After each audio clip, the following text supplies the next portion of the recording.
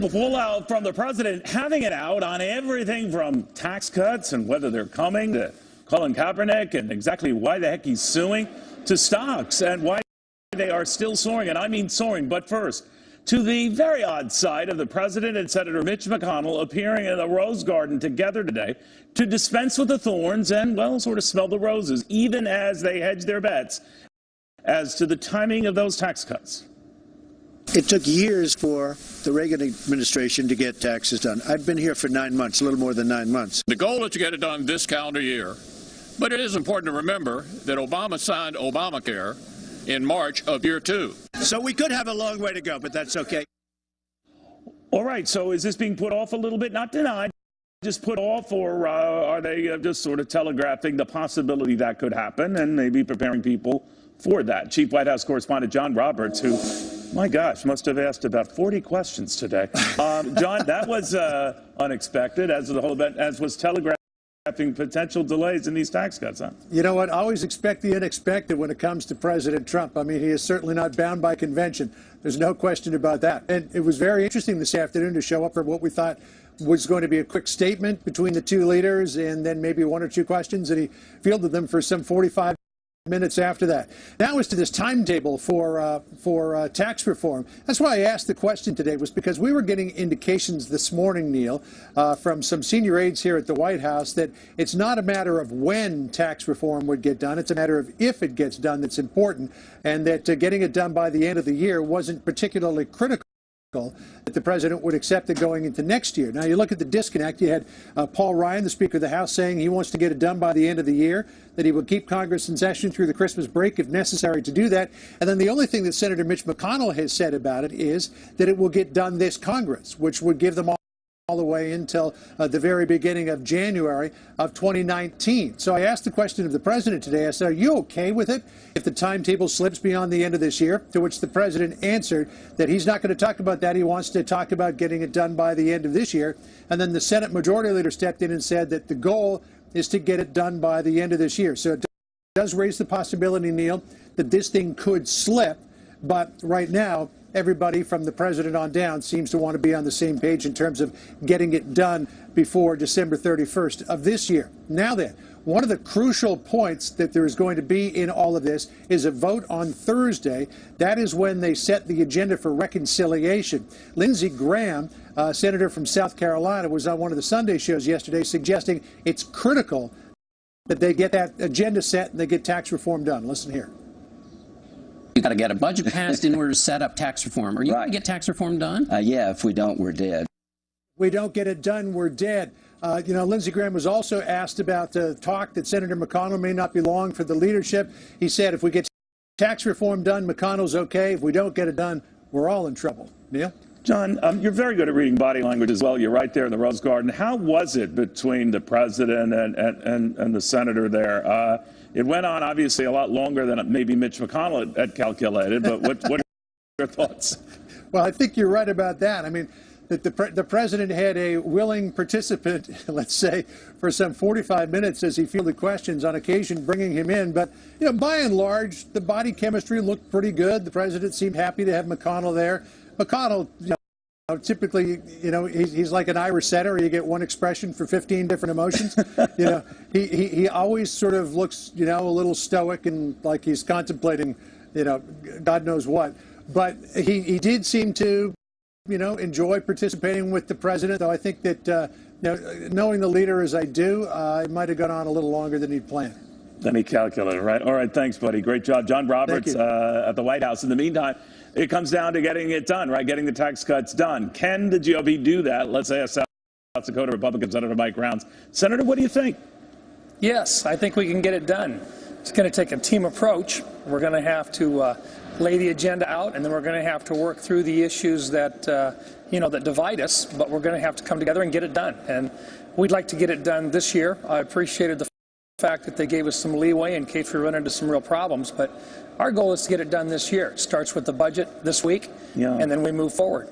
Everything has to fall into place, as you reminded me last time we were on, Senator. But the one thing that comes to mind is where there might be movement to try to appeal to wayward voters, maybe even some Democrats. I've heard bandied about this idea that the corporate tax rate, which you guys want to bring down to 20%, you might not do all at once. That if it's a matter of satisfying deficit hawks in your party, you might as well be one, sir. You could extend that over 2-3 years. Is that true? Well, I haven't heard of it put that way yet, Neil. Our plan is to get a good step forward this year. But let me put it in perspective. We've made promises of about $5.5 trillion in tax reductions, but we've only got room within the budget that we're going to be voting on for about $1.5 trillion in actual reductions in revenue coming in. So we have to have revenue enhancements of about $4 trillion in order to meet that difference. So that means that the overall joy of having $5.5 trillion in tax decreases is going to be slowed down a little bit with the fact that we will see revenue increases, which means some changes in deductions and so forth, totaling $4 trillion for a 1.5 net loss in terms of revenue. That's what's within the budget that we're voting on. That's the reason why several members have expressed concern about whether or not the pain that goes along with that $4 trillion in revenue enhancements is going to be too tough for some of our members to swallow and makes it more difficult to get 50 votes plus the vice president in the chair to pass it out. Do you think you can get any Democratic votes? If we get to 50, the answer, I believe, is yes. If we don't get to 50, then they're going to let us stew in our own juices. I have a feeling. And then I think it's very possible that we'll end up with 53, 54 votes. But we got to get to 50 on our own. And look, I really believe we can do it. I'm confident that we're going to be able to work this thing through. The real issue here is we've got to grow this economy, and in order to grow the economy, you got to give enough tax revenue back to businesses to where they actually can reinvest it, and we've got to repatriate the dollars overseas. There's conservatively $2.7 trillion that, if it comes back in, would really help to generate in excess of $2.5, $2.6, $2.7 billion over a 10-year, or $260 billion over that first couple of years. So that helps to reduce some of the revenue losses elsewhere. All right. But to be clear, you think that it's still a good possibility to get this done, voted on, approved this year? Yes, I do. And in fact, our team wants to get it done. There isn't anybody in there saying, I don't want to get it done. Everybody's saying, let's find a way to get to yes. We recognize how critical it is. Yeah. We want to do the tax reforms. We want to do the tax reductions. We just want to make sure that when we do this, we do it in such a fashion that we actually start to rebuild the economy. We got to get growth in GDP up over 3% if we're going to make this thing work. All right, Senator, thank you very much for taking the time. Senator Mike Rounds, beautiful state of South Dakota. The president, by the way, heading out to South Carolina today, is going to be campaigning for the South Carolina governor. He's going to be making a lot of these pitches around the country for those who said could advance the agenda that he is espousing, in this case for lower taxes, and anyone and everyone who can push that message. He will be doing that. Once he leaves Joint Base Andrews en route to South Carolina today. In the meantime, take a look at what happened at the corner of Wall and Broad today. Records across the board here. The Dow not that far from 23,000. This is its 49th record on the year. It has never had that many records in a year ever. And remember, we're a long way from being done with this year. Former Reagan economic advisor, economic Svengali as well. Art Laffer on all of that. Art, you have to be looking at this and cognizant of the fact that markets can sometimes pounce on news that's promising, but they're sometimes not all that patient either, right? I mean, Ronald Reagan, it took a while to get the big tax reform. It didn't take a while to get the original 81 tax cuts, but which do you see playing out here? Well, if you look at Ronald Reagan, too, if you look at the stock market, the stock market troughed in August of 1982. Right. So we had a collapse in that market up until 82. Because of all the delays and all that stuff that occurred in the tax bill. And we had a major recession and all of that, and breaking that. It was terrible. Yeah. It was terrible. And the reason for it, Neil, was very simple. We phased in the tax cuts because of silly accounting procedures. Now, I love Mike Rounds. He's a great guy. I've known him for a long time, and he's a super senator. But all of the pay-fors that he's talking about are just plain wrong. If you cut the corporate tax rate by itself, no pay-fors, no offsets, nothing, you'd have a much larger revenue growth over the next 10 years. Economic growth always gives you more revenues. Every time with Kennedy, it did it with Clinton, it does it with all of these. You know, this always comes up, right, Art? I mean, people are always, and there's a battle within maybe for the soul of the Republican Party over these tax cuts. Pay for them, make sure right away they're paid for, even if they produce deficits in the beginning. A lot of others, the supply siders like yourself, say, no, don't get trapped in that. You're going to, by definition, have weak tax cuts. Where do you see this ending up?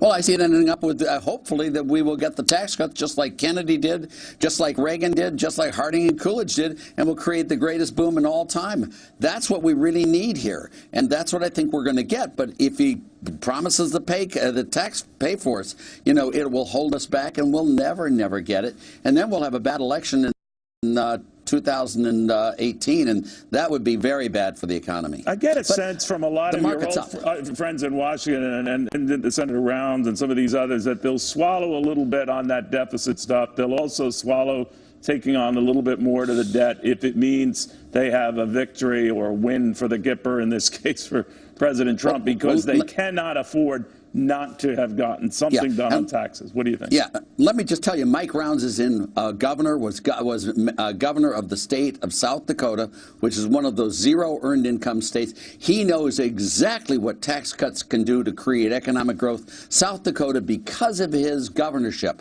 is one of the most prospering places in the world. I mean, I was on the board of a company in South Dakota, Sioux Falls, and it's a great place to be. I mean, and what he did was wonderful. He did very differently what he's talking about here, which is the pay-fors. If we just get the corporate tax rate down to 15%, 20%, we would just have a super economy going forward. And then everyone would come and join forces with us. And then you can cut the spending and bring it down. But, you know, I think it's going to happen, Neil. I think everyone's primed for it. And by the way, it's the best thing in the world for growth, is the best thing in the world for defense policy, for North Korea, for Iran, for all of that stuff. We defeated the Soviet Union not by outspending them, but by outgrowing them. And it's really important. If we get that prosperity, North Korea, Iran, and all the rest will fall into line. It's a panacea in many, many ways. Let me just be clear here. The North Koreans are held at bay if we get tax cuts? If we get really rich and prosperous, what do you think we'd be doing if we were the size of Moldova? I mean, they wouldn't care at all about us. I mean, the reason they focus on us. To me, Moldova. So excuse me. You're right. You're right. Okay. Forgive me. I don't mean to be anti-Moldavan or what would Hillary say? Moldaviphobia. Exactly. All right. Thank you, Art Laffer. Always good having you, my friend. Neil, it's great being with you. Thank you. In the meantime, you've probably heard the dust up over late night talk show host Jimmy Kimmel not losing any sweat for losing conservative viewers. Wrong move? Well, one of his good and dear friends, Ben Stein, is here to sort it all out. Ben knows, because Jimmy Kimmel pays attention to Ben. Not necessarily me, but he definitely Ben after this. Every night we're going to hit the big issues of the day and some surprising notes from all angles. That means Heartland America, you have a champion. Working class Americans, I came from you. And whether you're Republican or Democrat, your voice will be heard. Your values, your patriotism, your straightforward approach to issues, your demand for the truth, we'll have a hearing here on the show. Don't miss the Ingram Angle, premiering October 30th on the Fox News Channel. Like 3 years ago, I was equally liked by Republicans and Democrats, and then Republican numbers went way down, like 30% or whatever. And, you know, as a talk show host, that's not ideal, but I would do it again in a heartbeat. So you don't mind if Republicans turn off your show? They're not watching anymore? I don't say I don't mind. I mean, I'd love for everyone. I want everyone with a television to watch the show. But if they're so turned off by my opinion on health care and gun violence, then I don't know. I probably won't want to have a conversation with them anyway. Good riddance? Well, not good riddance, but riddance. All right. That could be a significant part of his audience. What's the fallout for this? Jimmy Kimmel says he really doesn't regret losing those conservative viewers. He still talks with one prominent one in the Hollywood community, in general, the economic community, Ben Stein, best-selling author. The Capitalist Code, his latest missive. And they keep in regular contact, I understand. So, Ben, what do you think of his position? Don't want to lose him, but so be it. Well, I don't know what to make of it. I don't think he wants to lose anyone, as he said, and I think his jokes are incredibly funny, and I am a Trump supporter. I voted for Trump. I generally think he's doing a pretty darn good job. It's a little upsetting to me sometimes when I see how hard Jimmy is on him. But on the other hand, Trump is the most tempting target for comedians there has ever been. I mean, he is a walking, talking target for comedians, and Jimmy is a genius comedian, so I don't blame Jimmy for going after him. Do you hold the same standard or differing standards to some of the other late-night hosts who've also been relentless in their attacks? Not that Kimmel has. That's sort of a late development, but I'm talking Colbert on CBS or Seth Meyers. What do you think? I do not watch any other late-night shows. I only watch Kimmel, and I watch him every night, and almost every time I watch him, I send him texts or emails rather about it. He writes right back to me. He's an incredibly good correspondent, and I think he is one of the most stand-up guys in the world. I disagree with him on many subjects. I'm sure he disagrees with me on many subjects, but he's an incredibly stand-up guy who is doing what he thinks is best for this country, and I think we're very lucky to have him, frankly. I wish he would wake up in the middle of the night and say, you know, I think I'm going to say some jokes about somebody else instead of Mr. Trump tonight. But I think we're very lucky to have him. He's a little bit different insofar as he passionately embraces what many would deem an injustice or something he perceives to be an injustice. And so with the health care rework, the fear that he had that those who are vulnerable, like his son with a heart condition, might be left out. So there's not just a sort of a push for humor with that, but Republicans counter and say, yeah, but just as we're beginning to buy that, you're talking to Chuck Schumer about talking points. What do you think about that? I think he should talk to anybody he wants to talk to about anything he wants to talk to, and he talks to me about talking points all the time. Really? I must say, I don't think he's ever once taken my advice on anything. Really? But we disagree about just about everything, but he answers very thoughtfully and responsibly when I talk to him, and as I say, I'm not going to watch anybody else. So once or twice, somebody in the house will leave the TV, turn to a channel where I'm seeing somebody else, and I just, like it's touching cooties, I turn it back to Jimmy Kimmel right away because I just think he's so much better. Look, Jimmy is an incredible genius. You're not watching a rerun of Lou Dobbs, are you? I mean, I'm just curious what would make you switch. No, I'm sorry, I should be. I probably should be, but indeed. I probably should be. No, Jimmy is a terribly smart guy. I disagree with him on a lot of the things he says about Trump. I disagree with him on a number of things. I totally agree with him about the health care system, because we've discussed this many times, Neil, about how President Nixon would have handled it, and President Nixon would not have had a cutoff for people who have long-term disabilities or long-term illnesses, and neither should our present president. So what do you think of our president's approach on that, where he is saying, look, these subsidies we provide insurance companies to cover those who can't afford to get health insurance, do you think that boomerangs on him?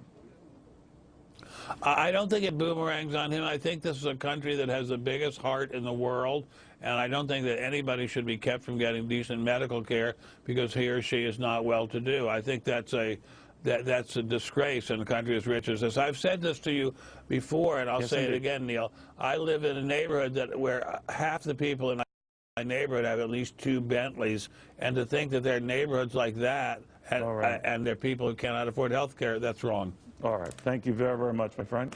Good seeing you. Thank you. The fallout from Bo Bergdahl after this.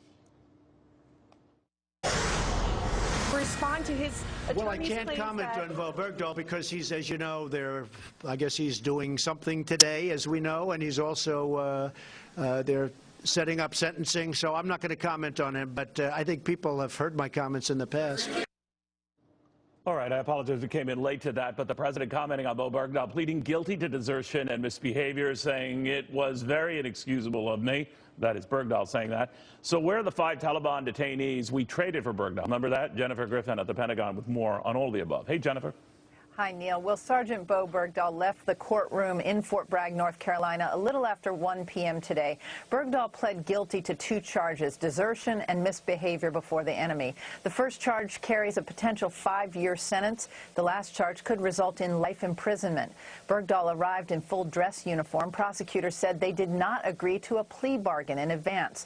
The sentence rests with the military judge, Army Colonel Jeffrey Nance.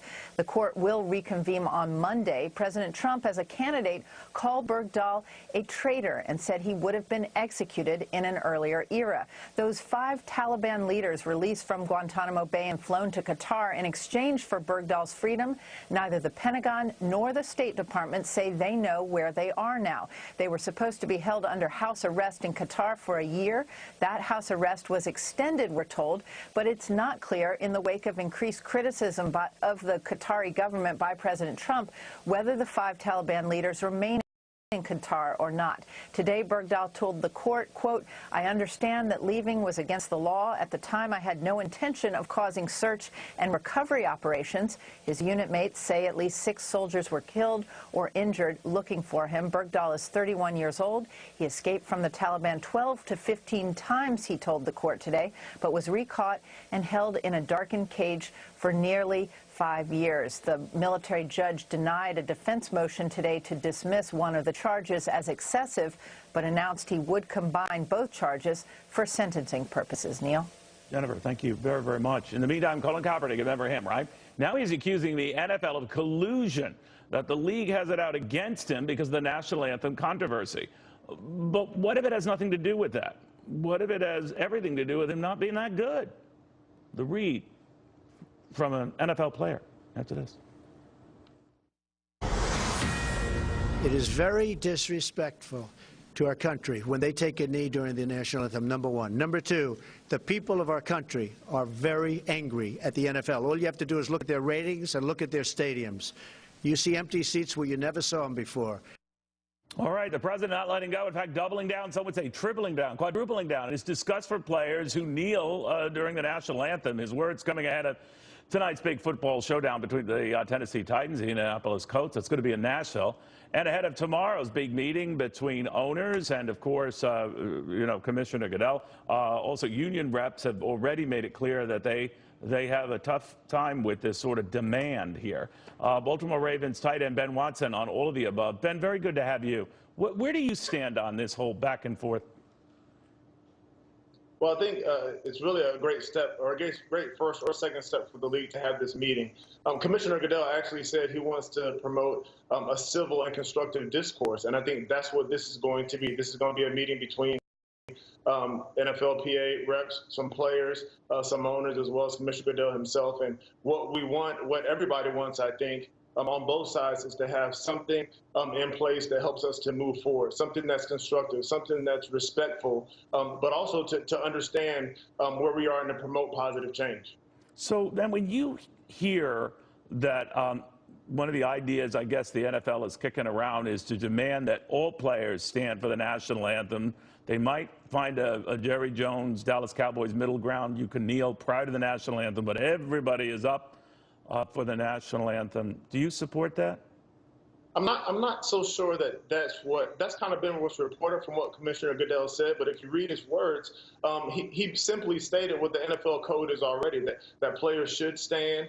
That's been written out across the board. There's no real fine schedule for not standing, but it's something that obviously is written out how players should react during the national anthem. I don't think we're going to be in a situation, at least not tomorrow, where the NFL is mandating that players stand for the national anthem. But if you talk to players, guys want to stand for the national anthem. Guys are patriotic.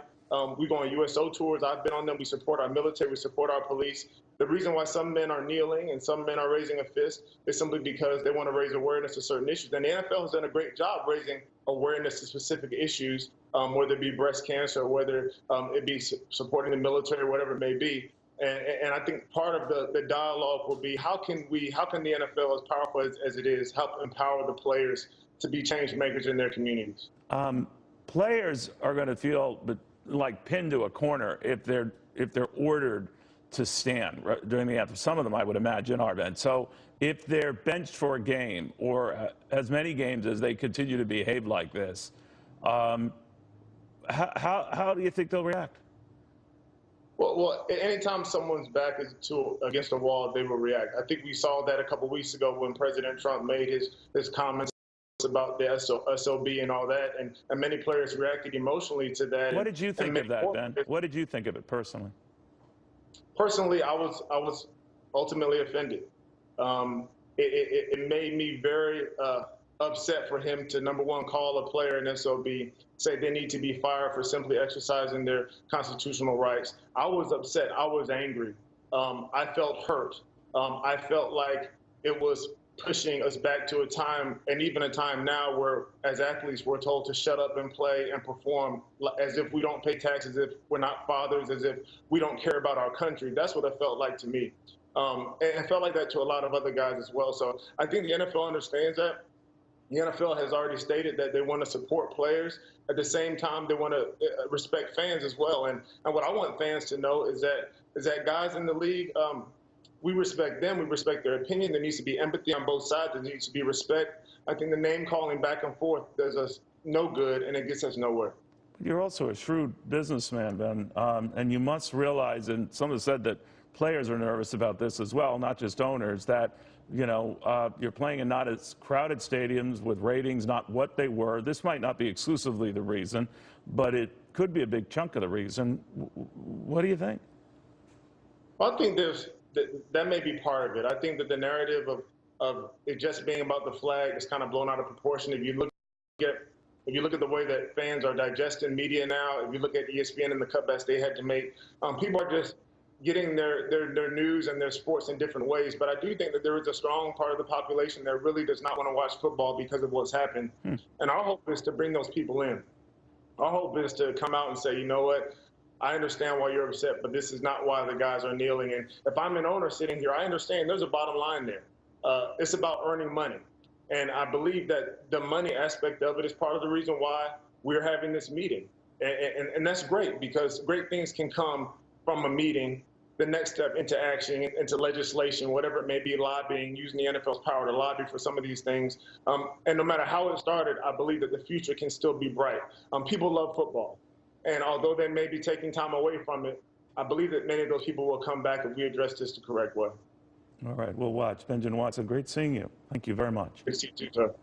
All right, well, Colin Kaepernick, name in the news, is filing a grievance against the league and team owners. He's accusing them of collusion because he's had a devil of a time getting on any team.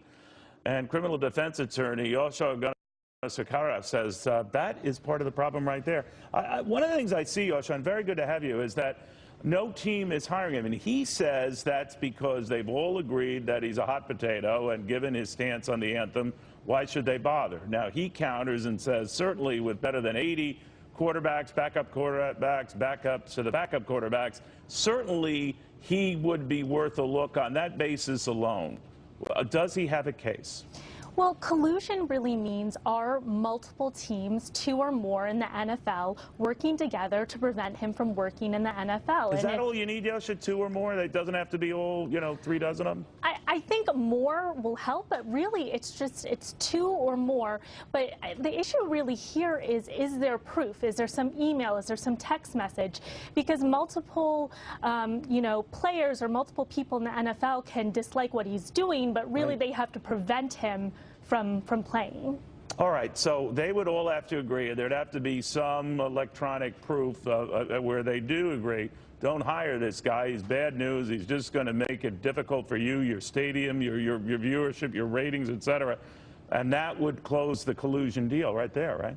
Yeah, that would fit the burden of proof there if he had some kind of message, and maybe his agents have that kind of information, and then do you think they do? It's unclear. I mean, it appears they might have something if they're moving forward at this point. Maybe they have nothing else to lose, right? Because no team has picked up on him. He's running out of time. He's a young man, but no one's getting younger. This is a sport that beats you up. You don't have a lot of time on your hands. No one's picking him. And I guess they're a little bit surprised because at least among backup quarterbacks, he would certainly be among those considered, and he's not even being considered for that. Yes, it's going to be hard to tell exactly what they have at this point because really there's just going to be arbitration. There's not going to be a big trial. This is not going to be open to the public. It's going to be a behind-the-scene, closed doors, and only this would go to trial if he appeals the arbitration. If he decides that he doesn't like what happens in arbitration, at that point they could go to district courts. All right. Where do you see this ending up there? Let's say teams did collude on the basis of we don't need the controversy, we don't need the agita, we don't need the lousy ratings, the half-filled football stadiums. This guy just seems to generate bad press. He's not worth it. Wouldn't he be worth it if he was so good that people would say, I'd happily absorb that? Because bottom line is he is such a great player. I'll take all the controversy and anthem nonsense just to have him on my team because he's a winner. I think that's a hard call. I think that even if he's a good player, if people are not coming out and filling up seats, then that's a huge financial loss. And I think some teams may be willing to have a player who is not as good in order to not lose money on these games. Yeah. Real quick, while I've got you, from a legal perspective, these players who feel like they're backed into a corner on whether they should stand for the national anthem or not, do they have a legal case if they are forcibly benched as a result? They do. They could go to the National Labor Relations Board and they could file a complaint saying that they have an absolute constitutional right to protest peacefully. And so they very well may have a case under that route. All right, we'll watch closely. Yasha, thank you very much for taking the time. Thanks. All right, well, the president is touting this runaway stock market, and why wouldn't he? It's gone up $5 trillion in market value just since he was elected. But you know, Black Monday was 30 years ago this week. So should he be very careful what he's bragging about after this? Stock market is soaring to record levels. We just hit a new high on Friday, and I think we're hitting another new high today because there's tremendous optimism having to do with business in our country. Well, the president touting stocks hitting record highs, the 49th record high for the Dow just this year. That's never been done before. We still have a ways to go this year.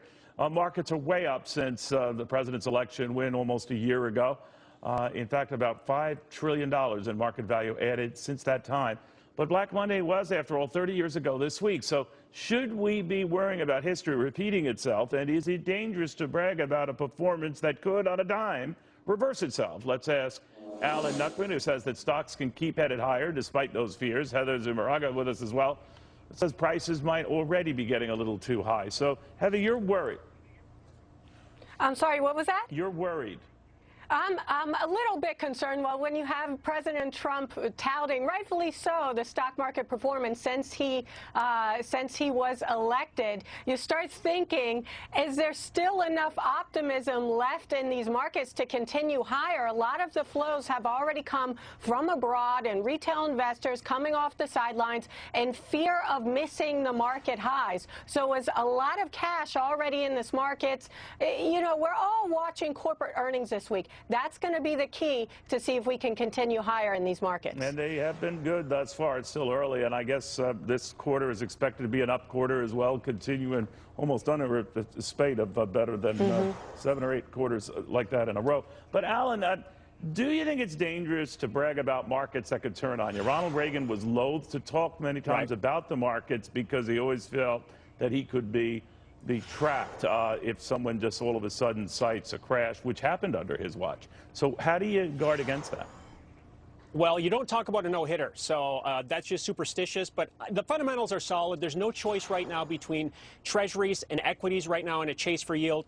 Yes, we are come a long ways, but past presidential performance has been much more significant. We've had a healthy bounce here, I think, whatever, 15% in the S&P since November. But if you compare that to Clinton, over his tenure, it was 265% increase in the stock market. And under Obama, it was 235%. So there's still a lot more upside potential here. And it comes back to earnings. We're expecting modest earnings growth, so I think we can overachieve. We're only looking for about a 3% growth here this quarter. And you saw some of the numbers out of the banks. The profits are amazing. You had J.P. Morgan make $7 billion for the quarter, Bank of America $6 billion. So corporations are doing extremely well, and that's what drives the market. If he's right, then, Heather, that will keep this going a while, or they hope a while, but anything can undo it. Obviously, an Aberrant event, a Black Swan event, a North Korea implosion, that sort of thing. Yeah. Or maybe not getting tax cuts. Let's say the latter. The tax cuts are delayed or denied. Then what? If we don't get tax reform, I think the markets will pull back by the end of the year. So perhaps Alan will hopefully prop up the markets. Dow 23,000. I'll get my baseball cap ready. But until then, I just think it may be okay to be cautious and wait for some sort of pullback. But then again, Alan will win this debate because he can say that investors have been waiting on the sidelines for a long time for a pullback, and it just hasn't come. What would you look for, Alan, where you say, all right, now that's it? It used to be said in the 80s, before the great, tumult on October 19th, when the cab driver is investing heavily. Giving you stock tips. That was happening for a good while, and I'm just wondering, what do you look for that would give you pause to say, all right, enough?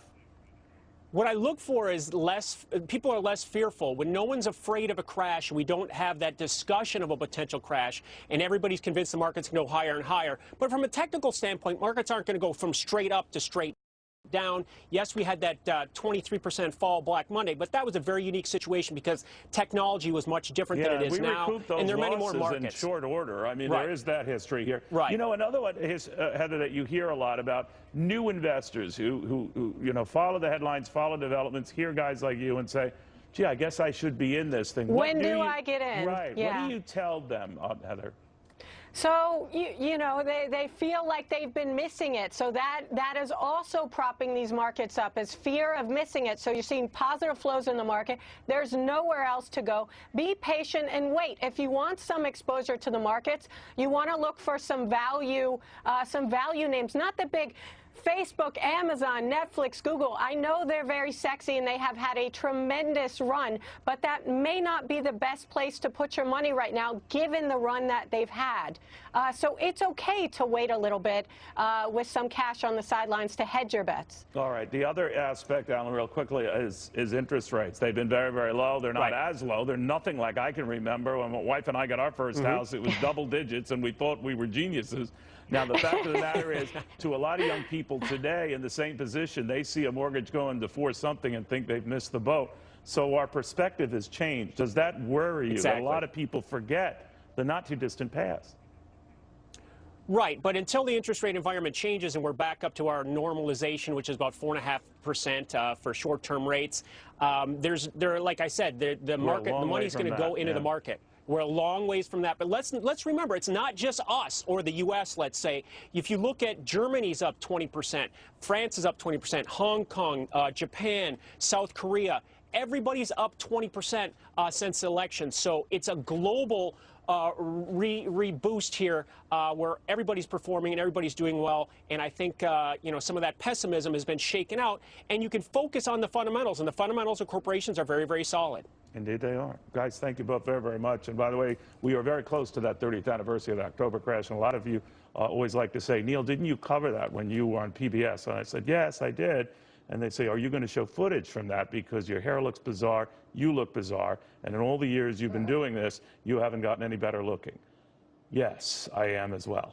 We're going to be covering that. We're going to go back in time and also look 30 years after the fact whether it could happen again and what would be the catalyst. We're on it. Stay with us. The search continues for a missing worker after an oil rig explosion in Lake Pontchartrain, Louisiana. Casey Stiegel in Dallas with the latest on that. Hey, Casey. Hey, Neil, yeah, this is an active investigation right now, but officials believe that cleaning chemicals somehow ignited and caught fire on the deck of that oil platform offshore, and they believe that was the cause, although they are out there today looking for clues and collecting evidence. As you said, it's located on Lake Pontchartrain, which is north of New Orleans. The rig owned by a company called Clovelly Oil Company. Jefferson Parish officials there in Louisiana say that it was used for storing oil and that there was no active drilling going on at the time, but witnesses report hearing this loud explosion and then fireballs lighting up the night sky. Listen. We were just sitting in my house. and the whole entire house shook. Things fell off tables. It sounded like a bomb dropping, basically. And just the whole house lit up with a big orange flash. Now, authorities on the ground are saying there are no immediate environmental concerns, zero evidence of an oil leak, but we know that at least 8 people were on that platform at the time. One person still missing at this hour. Rescue choppers and boats have been out scanning the scene trying to locate that employee. Various agencies are involved, including the U.S. Coast Guard. 7 other people were seriously hurt and taken to area hospitals following the incident. Police say that at least 2 remain in critical condition right now. Earlier today, investigators say that they located a broken gas line out on that platform, but they believe that it was a result of the initial explosion. Again, Neil, folks looking into what went wrong on that oil platform last night. Back to you. Thank you, Casey, very, very much. Meanwhile, is the EPA Administrator, Scott Pruitt, worried about things like this? Are we doing enough to prevent things like this? He's with us at 12 noon Eastern Time on Fox Business Network tomorrow, coast to coast. We'll be right back.